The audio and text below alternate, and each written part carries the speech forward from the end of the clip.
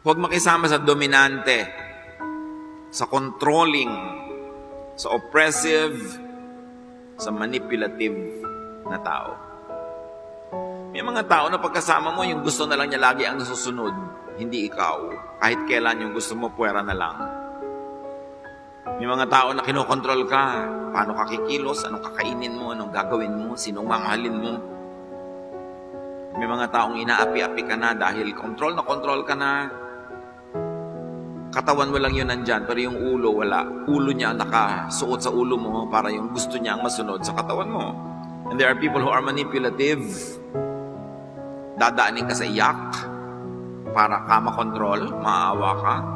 Dadaanin ka sa sigaw para ka matakot, susunod ka rin sa kanya. Iba-blackmail ka, pag hindi ako nasunod, magpapakamatay ako. Yung mga ganon.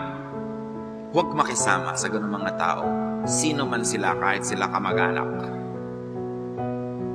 Kasi meron kang buhay na dapat mong ibuhay, meron kang anino, meron kang pangarap, meron kang personalidad na hindi mo dapat ipailalim sa iba. Nagpapailalim ka lang kung bata ka pa, formative years. Kasi hindi pa alam ng bata kung ano talagang tama at mali.